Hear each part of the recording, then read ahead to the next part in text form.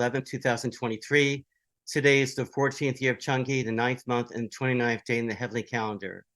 And my name is Richard Panzer, standing in for Second King of Chunoguk. And I'd like to give a shout to Second King and Queen. They're having a very successful visit. They're in Korea right now.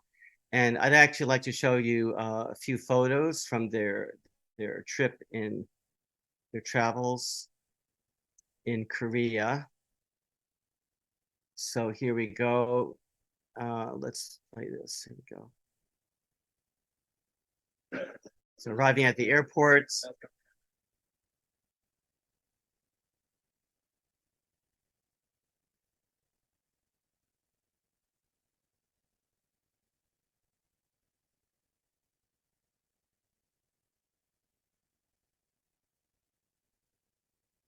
And here it's been, I believe this is a grandmother who does a lot of public activities. And I forget how old she is, but she's a loyal, active member, embracing Second Queen. And there's Chianim and their youngest son. And you can see the reflection of Mrs. Arakawa here, right here. And they're having dinner, and there's Shinduk there as well. Yeah, so anyway, I could spend all day showing you these pictures, but we have a King's Report to do. So let's get into the scripture reading here.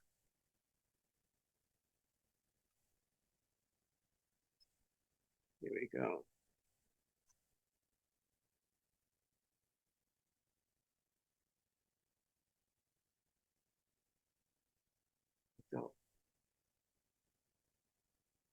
And behold, a lawyer stood up to put him to the test, saying, "Teacher, what shall I do to inherit eternal life?" He said to him, what is written in the law? How do you read it? And he answered, "You shall love the Lord your God with all your heart and with all your soul, with all your strength and all your mind, and your neighbor as yourself." And he said to him, "You have answered correctly. Do this and you will live." But he, desiring to justify himself, said to Jesus, "And who is my neighbor?" And Jesus, actually, that's a good question. Actually, I'm glad he asked that question. Okay. Jesus replied, "A man was going down from Jerusalem to Jericho, and he fell among robbers, who stripped him and beat him and departed, leaving him half dead. Now, by chance, a priest was going down that road, and when he saw him, he passed by on the other side." So the priest said, not my neighbor. So likewise, the Levite, when he came to the place and saw him and passed by on the other side. But a Samaritan, as he journeyed, came to where he was. And when he saw him, he had compassion. He went to him and bound up his wounds, pouring on oil and wine. Then he set him on his own animal and brought him to an inn and took care of him. And the next day he took out 2 denarii and gave them to the innkeeper, saying, "Take care of him, and whatever more you spend, I will repay you when I come back." Which of these 3 do you think proved to be a neighbor to the man who fell among the robbers? He said, "The one who showed him mercy." And Jesus said to him, "You go and do likewise." So I think that this is very meaningful. I mean, Jesus did not say, well, the person who knew the most theology, he was the good neighbor who showed love. No, the Samaritans were despised by the Jews because they did not worship in Jerusalem. They intermarried with the Canaan, the other tribes. They didn't keep the pure lineage, so they were looked down upon by the by the Jews at that time. And Jesus made it very clear, actually. Yeah. So, okay, let me keep on reading. I want to read Father's words now. And let me, right. So let me share here. I actually took some slides also from other presentations. Yeah, so yeah, I think it's okay to show this slide too. Um, Jesus Christ was not impressed by elites. Okay. Jesus asserted a revolutionary conception of moral equality, not only in words, but in deeds. Over and over again, he ignored major status boundaries and associated with stigmatized people, including Samaritans, publicans, immoral women, beggars, various other outcasts, thereby giving divine sanction to human dignity. So Jesus treated people as having God's original image. Even look, Jesus knew more than anybody else that people had sin, but he also saw the original divine image within people as well, and he wanted to speak to that original mind and bring that out. As the divine principle says, we are basically born in the midway position. We have the original nature that comes because we're created in God's image, and we also have a sinful side that is often selfish and quite evil. So we're kind of, Father talks about, God and Satan, they want to own us. So we're in the midway position. So sometimes we do nice things for other, unselfish things for other people. Sometimes we can be very selfish and use people and hurt people. And then Father talks about God and Satan. They're kind of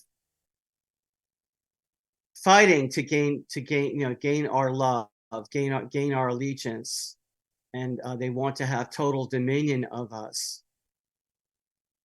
Okay, and let me share Father's words. The Unification Church differs from established churches in that it states that the oneness of God and humankind takes place and settles through love. Other theologies define God as holy and humankind as low and sinful. If this were the case, how could the love of God and of humankind become one? There's no answer to this. So some theologies say, God is perfect and holy, and we are just scum of the earth and totally sinful. Father actually does not agree with that perspective. Father knew more than anyone else that we have sinned. Think about this. Father, if you read the early prayers of Father, he was repenting more than anybody else for sin. Now, I believe that he was born sinless, right? Yet he was praying to and repentance for the sin of the human race, for the sin of the Korean people and the sin of his family, and even though I believe his family was quite good, but he was repenting for the sin of men, the sin of women. The Father wanted to comfort God, right? So it's really not, his view was he wanted to bring men into fellowship with God. Anyway, I could say a lot more about this. Let me read more of Father's words.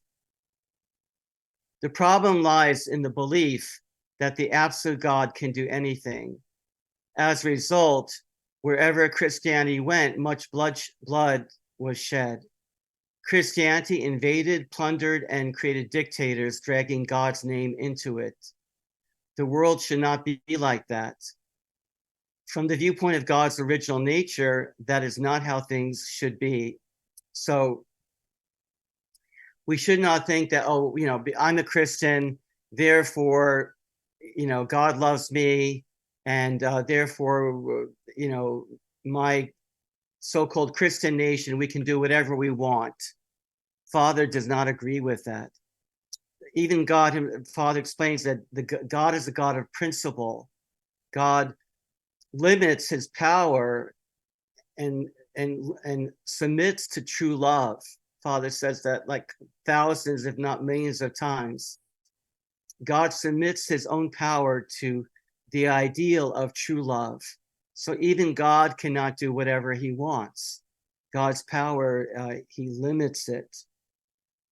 So his view of God is actually very different from many other theologians. Let me keep on going here. And this actually leads to a different type of culture, a culture that is truly based on the teaching of Jesus, is different because we believe that Christians and nations which are Christian majority, they cannot just use their power any way they want. And one example of this, it took more than 1,000 years for Christianity to kind of understand Jesus' teaching and apply it to governance. And one example of this is the Magna Carta, which was in England. The barons and royalty, they confronted the king, I believe it's King John, and they said, "You are not above the law. You." Okay, here, let me just read some of the points. And they demanded the right of the church to be free from governmental interference, the right of all free citizens to own and inherit property and be protected from excessive taxes, the right of widows who owned property to choose not to remarry, principles of due process and equality before the law, and provisions forbidding bribery and official misconduct. And the King of England at that time, he signed the Magna Carta, and this was the beginning, an important beginning for the power of the government submitting itself to certain principles, not necessarily to the authority of the church, but to certain principles, because they were not advocating that the king be submitted to the Catholic Church or to even the Episcopal Church. Father talks in Divine Principle about the prophet and the king, the prophet representing the church and the king representing the state, and they need to have give and take, right? And the prophet should guide the king to obey God's will, but it's not like the prophet is actually taking control of the nation. That's actually not that's not what the Divine Principle talks about. There's a give and take relationship. And so I want to give another example here. And that is in beginning of our own country. There was the event we call it the Boston Massacre, March 5th, 1770. And by the way, I do want to give a shout out. Today is Veterans Day, and I do want to honor the veterans who risked their lives or actually gave their lives or went through horrific trauma, in some cases with permanent injuries, to defend our nation. And we really are indebted to our veterans, and we need to really honor them and appreciate them. And I would recommend, I give to veterans organizations, and I hope you do as well. Anyway, let me read about the Boston Massacre. The blood remained fresh on the snow outside Boston Boston's Custom House on the morning of March 6, 1770. Hours earlier, rising tensions between British troops and colonists had exploded into violence when a band of redcoats opened fire on a crowd that had pelted them with not just taunts, but ice, oyster shells, and broken glass. Although the soldiers claimed to have acted in self-defense, Patriot propaganda referred to the incident as the Boston Massacre. 8 British soldiers and their officer in charge, Captain Thomas Preston, faced charges for murdering 5 colonists. Not far from the Custom House, a 34-year-old Boston attorney sat in his office and made a difficult decision. Although a devout patriot, John Adams agreed to risk his family's livelihood and defend the British soldiers and their commander in a Boston courtroom. Now think about this. All of the colonists in Boston, they all hated the British, basically, except the ones who were maybe in bed with the British. Their livelihood came directly from the British. He decided to defend the British soldiers in a trial. I'm sure that many of his relatives said, "You are crazy. You are ruining your life. No one will want to hire you as their attorney." But he believed that everyone had a right to be defended in court. 6 of the soldiers were acquitted, and the other 2 were convicted of manslaughter. So he believed that there should be due process for the accused, even the ones that people hate. And to me, this is a very, as you know, the Constitution of the United States of Chanoguk, 95% of it is directly borrowing from the Constitution of the United States of America. And the standard of due process for the accused it's in the equivalent of the Bill of Rights. And so this is very different. Most nations in the world, you're not guaranteed a trial, and if you do get a trial, it is a kangaroo court.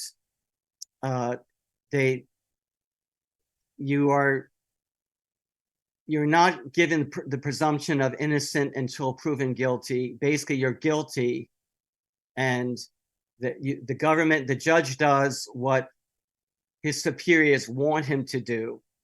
Those are not nations of laws.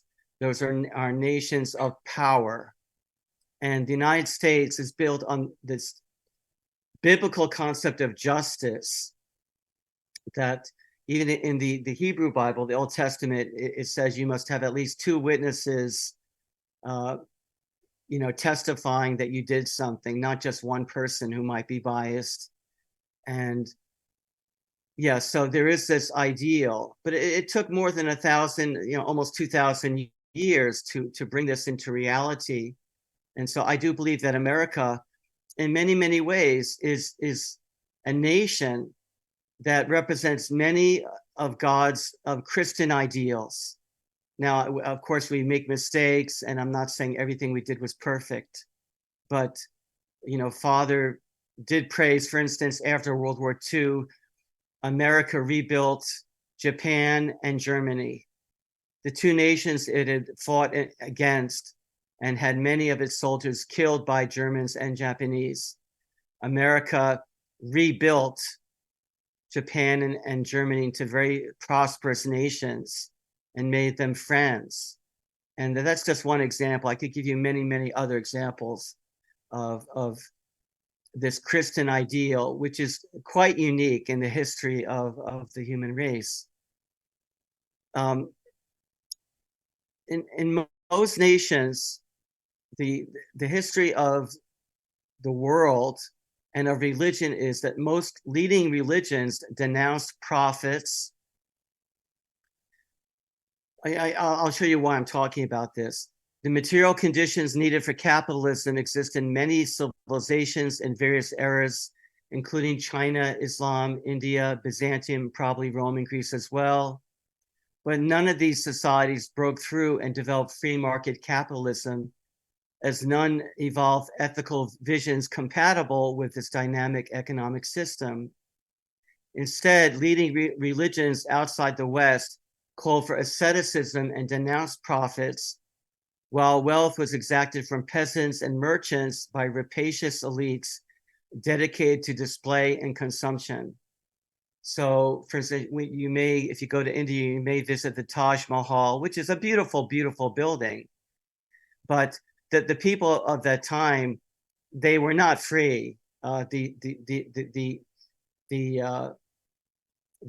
the caste system, and if you're a peasant or a merchant, you're on a lower rung of society, and you can be exploited. In contrast, the Judeo-Christian view was that we have God-given rights, right? The founders of our country, Thomas Jefferson and Ben Franklin, they wanted the symbol of America to be the Israelites being led out of Egypt, right? With the fire and the pillar of fire. So this idea of freedom is central to the biblical view of human beings. And so it led to the idea that we all have rights, including the right to own property, not just the elites, not just the royalty, but you and I, we can own property, and we have the right to sell it or to develop it, and the government does not have the right to just come in and take it away from us, which of course is what happens in obviously communist countries in the modern context. So now I'm going to show you why I'm talking about this, because it actually relates to what's going on in the Middle East. So let me share this with you. I will make it clear why we're discussing this. Here we go.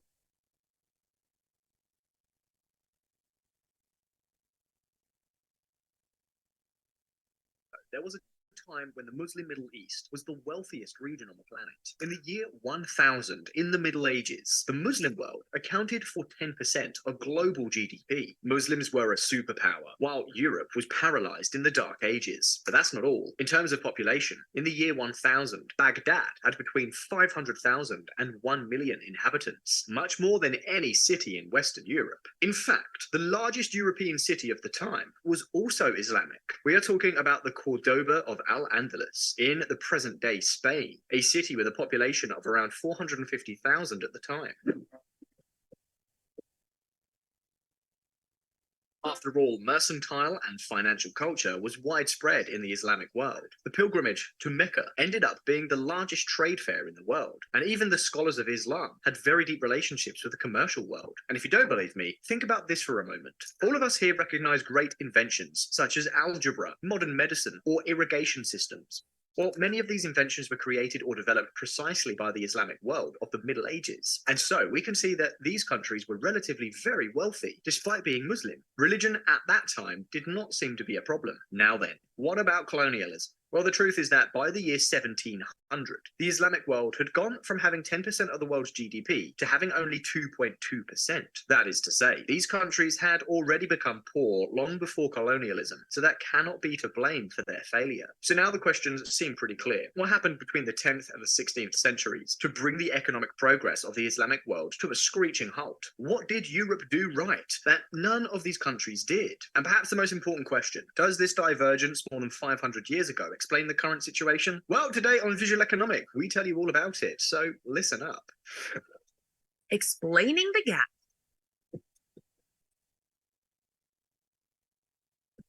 Wherever we look, there is one thing about the Islamic world that is very striking. According to the records of the courts of Istanbul and Galati, in the 17th century, almost 80% of all companies in both regions had only two partners. And of course, there was no large company with hundreds of shareholders, such as the British East India Company. Islamic companies from the modern age onwards were always characterized by being very small, by having problems to develop. A clear example is that while in Europe, the first large banks emerged in the 17th century, with the Bank of Amsterdam.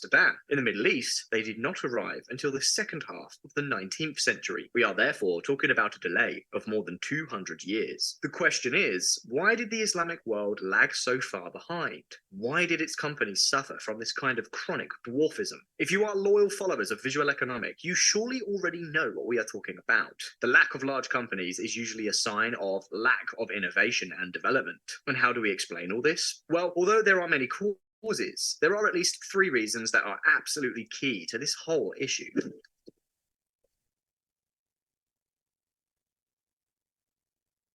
In Muslim countries, inheritance is very well regulated by the Quran and is very egalitarian. This means one cannot discriminate against the rest of the children by leaving all the inheritance to the firstborn.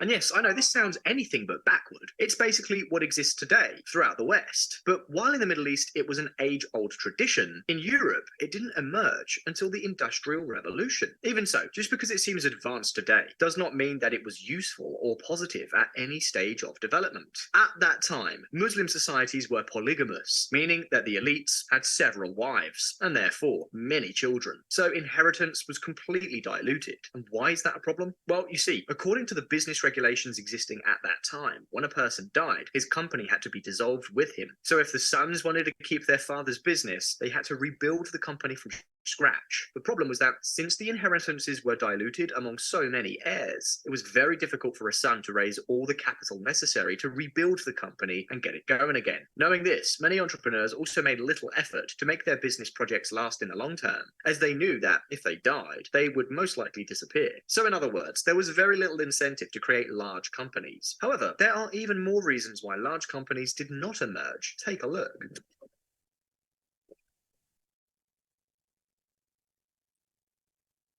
You remember that we started the previous section talking about how the Muslim world took a long time to have big banks? Well, this is also very important for companies. After all, without banks, who provides loans to start up a business? It is certainly much more difficult. And it turns out, interest-bearing loans were forbidden in Islam. However, unlike in other regions, such as the Christian West, this prohibition took a very long time to be lifted. And let's see, obviously there were always exceptions. In fact, the religious leaders themselves publicly promoted ways of granting loans according to Islamic law. For example, you could grant credit by buying a bedsheet from the borrower for 100 coins, with the premise that he would buy it back from you for 150 coins later. Loopholes like these were plentiful. Even so, gimmicks were only gimmicks, and so the banking industry had a very difficult time growing. All this meant that while French companies could finance themselves at an average rate of around 5%, those of the Ottoman Empire had to finance themselves at more than 20%. This severe penalty on interest brought about a general backwardness in banking, and along with it, one of the most revolutionary inventions of the entire Middle Ages: bills of exchange. With these letters, Italian merchants, for instance, could travel without carrying cash, and these checks could operate with different currencies between several countries. And it is impossible to separate all this financial technology from the progress that was made in the banking sector, with great names such as the Medici, which I'm sure will ring a bell with all of you. Well, in the Middle East, many merchants still sailed with bags full of gold on their ships, a real attraction for pirates and bandits. And although there was something similar to bills of exchange that were much older, in fact, than the European ones, they were very rare and much less flexible. If it was already complicated to set up a company before, this was the nail in the coffin. But even so, there is one more reason that is fundamental to understanding why companies in this entire region have barely prospered.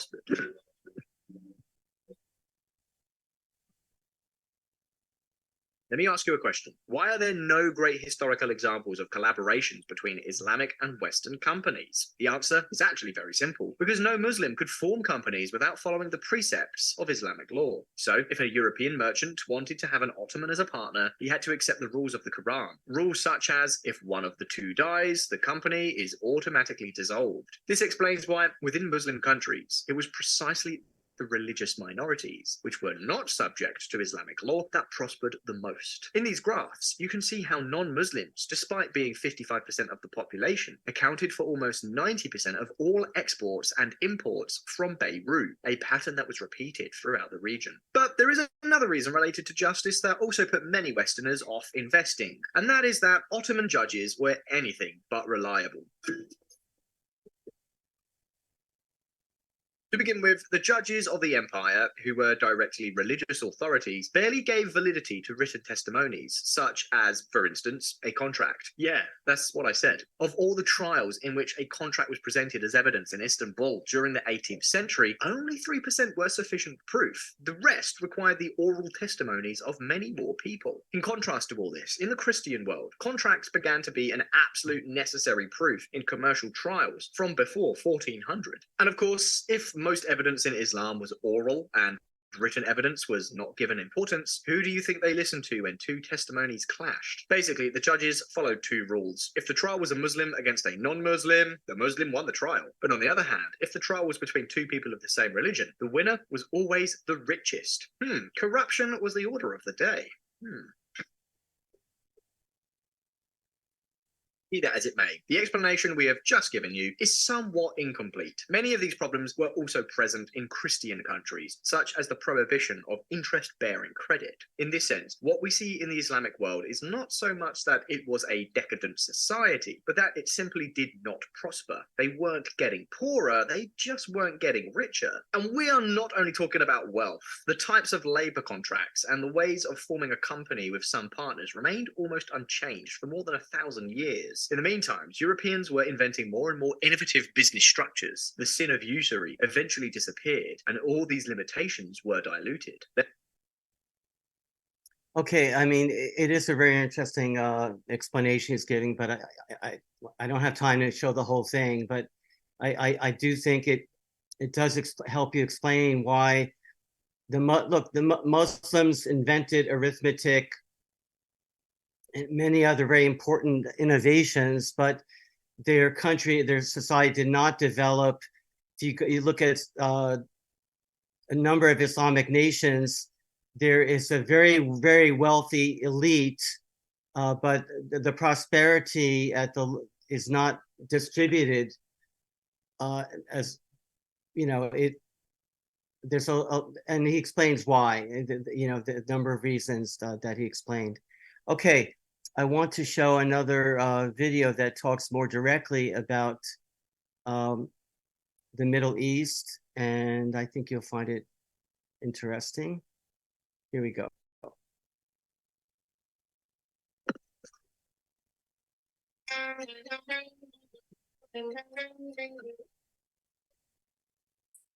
Known as the Silicon Valley of the East, Israel has managed to become a reasonably wealthy country with a GDP per capita even higher than that of countries such as Germany or the United Kingdom. And not only that, it has also managed to position itself as one of the greatest technological powers in the world, despite being a country with just over 9 million inhabitants. In fact, it is by far the OECD country that invests the most in R&D each year. Actually, it is the country with the highest R&D investment per capita in the whole world by a long shot. Its success has been such that, despite being located in the middle of a desert, if you go to a European supermarket tomorrow, you will probably find oranges, lemons, or even strawberries of Israeli origin. And all this thanks to the enormous investment in R&D we're talking about, an investment with which this country has even genetically modified plants in order to be able to irrigate them with saline water from the sea or from saltwater aquifers. Amazing. In a way, it is what has come to be known as the miracle of Startup Nation, thanks to which in recent years, little by little, Israel's image in the world has been pivoting from wars and conflicts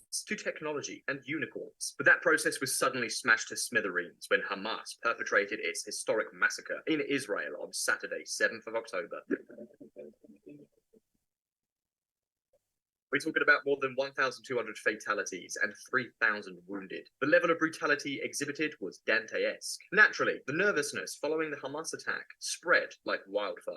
Suddenly, uncertainty and financial fear were back on the table. Check it out. Israeli shekel falls to an 8-year low. It was a huge drop that forced the central bank to intervene massively in the markets, with more than $40 billion to prop up its currency. Of course, this is just one example. One example which tells us that some things may change from now on following the terrible blow dealt by Hamas. The question is, what exactly could this new conflict mean for Israel's economy? To what extent is the so-called Israeli miracle in jeopardy? Well, in this video, we're going to see how the brutal attack by Palestinian militias could have 3 major economic consequences for Israel. Listen up. The failure of the only solution. It is something that has not been talked about much, at least outside Israel. But in recent years, the Hebrew government's approach to Palestine has undergone, or rather, given the circumstances, underwent a major change. You could say that it went from seeking a political solution, which never came, to Israel's governments, including those of Netanyahu and later that of Naftali Bennett, going on to try to seek a kind of economic peace. The idea was that if the Palestinian National Authority, first and perhaps almost Hamas later, could offer their people better living conditions, then the conflict would diminish. And it was not just Israel's doing. The international community also threw its weight behind this new strategy by committing billions of dollars in development aid. All in all, this new gamble gained momentum particularly from 2018, when philosopher Mika Goodman proposed a new stratagem, one known as shrinking the conflict. And what did this new plan consist of? Basically, it was based on 2 premises. First, the creation of a single state would never be feasible because the Arabs would be in the majority. And secondly, when it came to the crunch, the 2-state bet raised many security doubts. Basically, for the Israelis, trust in the Palestinians, not so likely. Therefore, in his view, the best solution was to keep the conflict frozen just below the threshold of war, while gradually improving the living conditions of the Palestinian population. Well, as we say around here, no sooner said than done. Since then, that has basically been the Israeli government's bet. The fact is that under this new economic strategy, which, as you can see, was gradually gaining momentum, the Palestinian National Authority began to work closely with Israel to repress the more radical factions and to launch new economic initiatives. For example, new export processing zones were established in the West Bank. They also started to create secure logistical routes that allow Israeli trucks to safely enter the PA-controlled area to load directly into Palestinian factories, which logically saves significant time and money. As of September 2022, more than 20 major Palestinian companies in Hebron, Ramallah, and Nablus are using this mechanism. And above all, those zones opened the door for more and more Palestinians to work in Israel. First, Palestinians from the West Bank, and since March 2022, when Israel issued Resolution 1328, the door was also increasingly opened to workers from Gaza itself. The result? Take a look for yourselves. To give you an idea, in 2021, just before the last big surge of Palestinian workers in Israel, the income generated by this activity accounted for around 35% of Palestinian GDP. Probably in 2023, that figure has been well above 40%. So it's no joke. The stakes were such that the Israeli government has invested more than $100 million in recent years to train thousands of Palestinian workers professionally. And that's not all. The Israeli government also pledged to upgrade the Palestinian internet network and promote other infrastructure. Well, what can I say? In a way, the strategy was working. Palestinian incomes were increasing, and the growing economic and commercial ties between the 2 sides could have eventually opened the door to greater understanding and reduced security controls. And keep in mind that according to United Nations estimates presented last spring, the cost of controls and restrictions imposed by Israel alone amounts to 25.3% of Palestinian GDP. In other words, the progressive reduction of these controls could lead to an enormous economic takeoff in Palestine. In fact, it was exactly this idea, the notion that the Palestinians were primarily seeking to improve the economic situation, that caused, as we saw on Visual Politic, Israel's security forces and intelligence services to dismiss any imminent threat from Hamas. A serious, very serious miscalculation. The point is that this whole process may now be frozen, suspended, or, at best, suffer a huge setback. Something that will obviously be bad, very bad for the Palestinian economy, but also for Israel. And not just because of the cost of trade or the number of Palestinian workers in the country being reduced, but above all, because of the uncertainty created by the fact that one of the few realistic solutions to the conflict could just end up in the trash. Of course, this is not the only economic consequence of the horrific Hamas attack. Gas losses. A few nautical miles from the coast, and very Okay, so I think that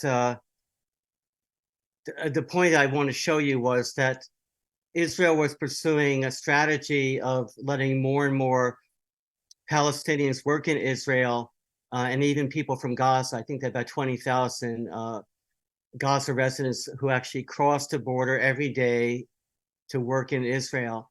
And there was a lot of income flowing to Palestine and also to Gaza. Of course, the Hamas leaders, they don't care about increasing prosperity. They don't care about the people of Gaza. Their charter of the founding of Hamas is they want to annihilate and exterminate the nation of Israel, and they want to exterminate Jews. Okay, that's what that's what their charter says. But actually, there's something else which I think other people have spoken about, which is under President Trump, there was the Abrahamic Accords where Israel and several Arab nations, United Arab Emirates and some other of the smaller Arab nations, they basically said, we're going to cease hostilities, we're going to trade with each other. And Saudi Arabia was ready to join. Of course, Saudi Arabia is a very big nation, right? Saudi Arabia was expected to also sign into this accord. And basically, the idea was, we're going to stop fighting with each other. We want to trade with each other and have mutual prosperity. Iran did not want that. Okay, the leaders of Iran, it's interesting because if you look at the history of Iran, Second King has spoken about this. Iran is Persia. Persia has long history, several thousand years, and even during the early 1900s, the Adolf Hitler approached Iran, and they wanted Iran to join in. The Mufti of Jerusalem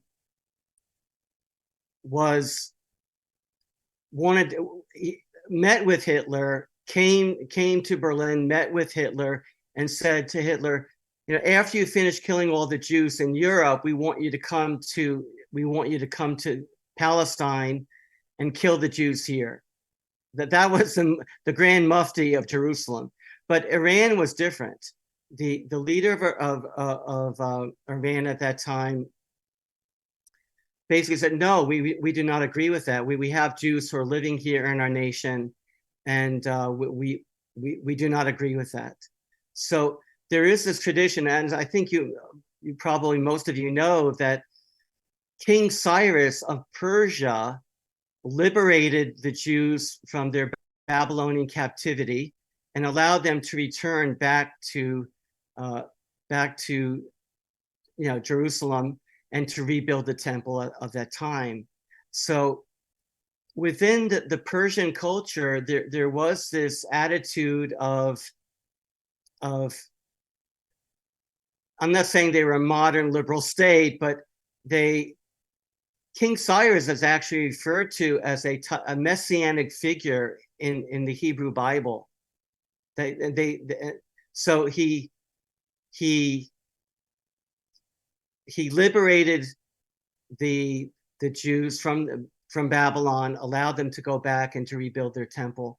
So there is this tradition in the Persian culture, which was quite generous, I would say, that there is that tradition. And but the current leaders of Iran, they they're not like that. Okay. Ayatollah Khomeini believes, and the current Ayatollah believe that they want to launch the apocalypse, destroy Jerusalem, destroy Israel, and then that will launch the 12th Imam will return and create the Muslim kingdom of heaven, something like that.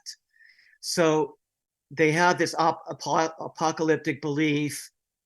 They don't want peace with Israel. They want to destroy it. They want to annihilate the Jews. That's what when they say death to Israel, death to America, they're not being poetic. They mean it literally. Okay. So, and I think we need to realize that Israel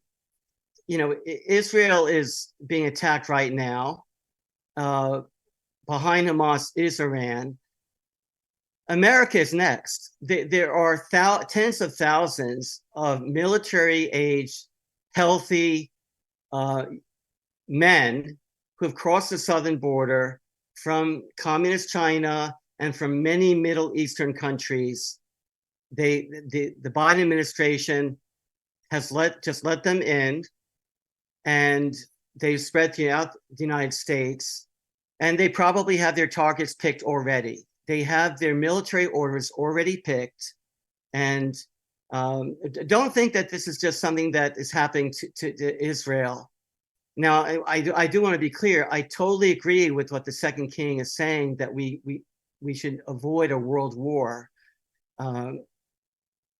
But please understand that it's not just hatred of the Jews. There's hatred of Christians. So actually, let me show you something here. I want to show you. Let's see if I can grab this. Here we go. Here we go. All right. Let me just share this with you. Okay.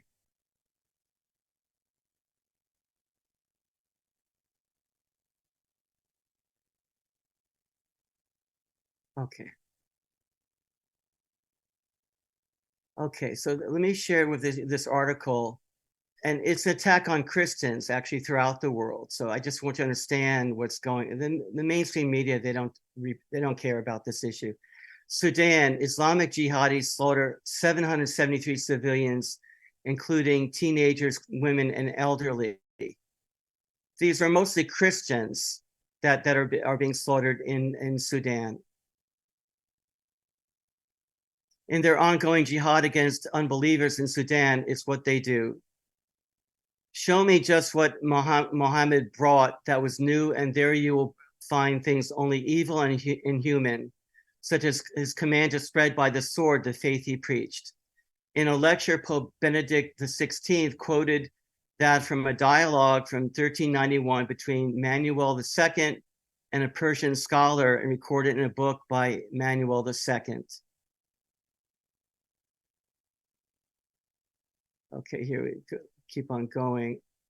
Anyway, it gives more examples of basic Christians. Yeah, here we go. Jihadi militias have murdered more than 800 Black Africans from the Massacre tribe in Darfur, Sudan, over the past few days. In this video, the Hamas-allied jihadis film themselves capturing Black Africans. Any protest march planned in London? ? Okay. So, okay, let's see. Let me play the video.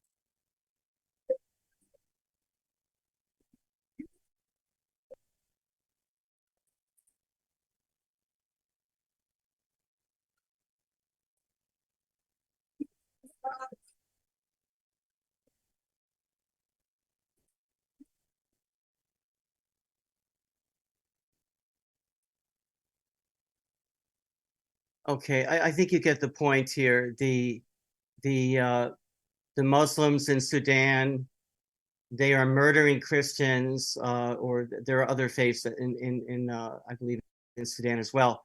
The Muslims,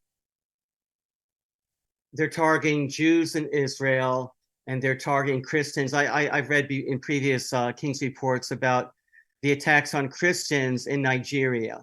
They are killing the Christian men in Nigeria, in many parts of, I believe it's northern Nigeria, and they're raping and kidnapping the women, and that is their MO. Okay, I want to read one more article just to make this point clear, what we're dealing with here. And now let me just emphasize here that there are Muslims who do not agree with this, but there are significant sections of look, I don't know of any Christians going around murdering non-Christians and saying praise Jesus. Okay, I mean, if you know of any, let me know. Okay, but we do see in Africa, the Middle East, different parts of the world, we see Muslim terrorists and soldiers murdering Jews, and saying and chanting Allahu Akbar, praise to Allah. Okay, that's what we see, and hopefully we can work with people to bring more rationality. Nobody wants this. Okay, I want to share one more article here just to make clear what we're dealing with. Okay, here we go.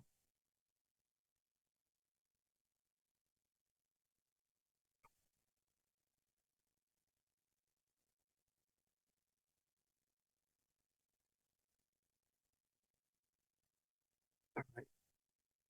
Okay, so this is from Daniel Greenfield, and let me share his article. It's called It's Islam, Stupid. All right. Beslan, Mumbai, Paris, Manchester, New York City, Nairobi, Luxor, Sulu, Kibbutz, Be'eri. 186 children murdered in a school in Beslan. Dozens of children taken hostage from a Catholic school in the Philippines. The two teachers were beheaded, but not the girls. We do not kill women, we just enslave them, the Jihadis promised. 8-year-olds gunned down in the Westgate Mall in Nairobi. The terrorists asked their victims to name Mohammed's mother to tell apart the non-Muslims from the Muslims. In Luxor, Egypt, the terrorists danced, sang, and killed and mutilated the foreign tourists, many of whom were Japanese. They took all the young women, the girls, and disappeared with them. I don't know where they went with the women, but they hurt them. We could hear screams of pain. Among the dead was Shauna Turner, a 5-year-old British girl. Pregnant women and children murdered in Israel baffle the world. They seem implausible because each time they happen, we forget. A few days of horror pass and we move on. When a Muslim terrorist set off a bomb in Manchester at a concert full of children and teens, there was shock and outrage. Nails were pulled out of children's faces. This attack stands out for its appalling, sickening cowardice, deliberately targeting innocent, defenseless children and young people. Then Prime Minister Theresa May fumed. That was 6 years ago. It might have been an eternity. Our governments, talking heads, and thought leaders find excuses for the killers. The Manchester arena bomber was angry about the Syrian civil war, so he killed some British kids. Abu Sayyaf, bearers of the sword, keeps attacking Christian schools in the Philippines because it is not allowed to form its own state. The Jihadis who murdered children in Beslan were furious about Chechnya. In Nairobi, they were upset about Somalia. In Luxor, about the ban of the Muslim Brotherhood. In Israel, Hamas murdered children because the border wall makes their terror entity into an open-air prison, which prevents them from killing Israeli children. We are told not to look at the pattern. It's Islamic phobic. Instead, we must take each attack not as a manifestation of Islam, but of local issues or response to oppression. When Muslims gang raped and sawed in half a Hindu school teacher in Kashmir, it was about India's treatment of Muslims. When they rampaged through the Bataclan Theater in Paris, killing everyone within reach, they were protesting France's treatment of ISIS. And when they rape a woman at a concert in Israel by the bodies of her murdered friends, they're protesting for Gaza. But in 1929, Muslim mobs in the Jewish city of Safed burst into an orphanage and smashed the children's heads and cut off their hands. During the Hebron massacre that same year, a British policeman described how, quote, on hearing screams in a room, I went up a sort of tunnel passage and saw an Arab in the act of cutting off a child's head with a sword. He had already hit him and was having another cut, but on seeing me, he tried to aim the stroke at me, but missed. He was practically on the muzzle of my rifle. I shot him low in the groin. Israel has not even come into existence yet. What were Muslims protesting then? Jews? During the first siege of Vienna in 1529, when the invading Muslim horde decided that children were cut off, quote, children were cut out of their mother's wombs and stuck on pikes. Was that a protest against colonialism or capitalism? When a Muslim chronicle boasted that during the genocide against the Sikhs in the 18th century, the shrieks of the women captives who were being raped deafened the ears of the people. Was this a response to globalism or Zionism, or was this just Islam? Everything Hamas did during the bloody High Holy Day massacres has been done by Muslims throughout history and is still being practiced today. There's nothing new here whatsoever. Medieval barbarism never went away because Islam kept those grisly practices alive. It endures side by side with the modern world of smartphones, electric cars, and AI because its worst crimes are an object of religious law and faith.